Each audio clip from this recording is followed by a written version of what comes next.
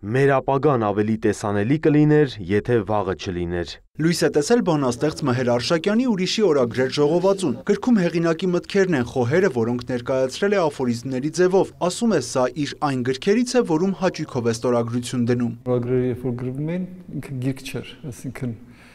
նպատակ չկար գիրք դարձնելու։ Պարզապես քանի որ ինքը չընդհատվեց, այսինքն գրվելու ընթացքում այդպես էլ չընդհատվեց, ավելի տրամաբանական համարեցի, որ գիրք լինի եւ նաեւ այն որ հայրականության մեջ ինքը որպես ոչ, այսինքն աֆորիզմներ, էլ ինչ կա այնտեղ, ընդ որում վերնագրված աֆորիզմներ, քանի որ այդ բանը մեր իրականությունում չկա, ես փորձեցի այսպես ասած մի քիչ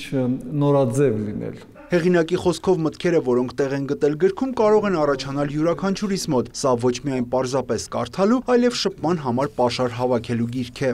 Մեծ միամտություն է գրողից սպասել հավերժական հարցերի պատասխաններ։ Գրողը կարող է միայն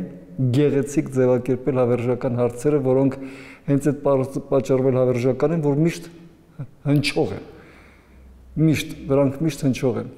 Եվ ինչու են իրենք ի վերջո անպատասխան, որովհետև կյանքը սահմանափակ է, իսկ հարցերը հավերժ են։ Գրքի խմբագիրը գրականագետ Արքմենիկ Նիկողոսյանն է, ասում է Մհերի հետ հեշտ է աշխատել, նա չի խառնվել խմբագրական աշխատանքին, ամբողջությամբ վստահել է իրեն ու արդյունքում երկուսն էլ գոհ են վերջնարդյունքից։ Սա գիրք է, որը ոչ թե պետք է կարդալ, այլ թերթել կարդալ։ Սա գիրք է, որը կարող ես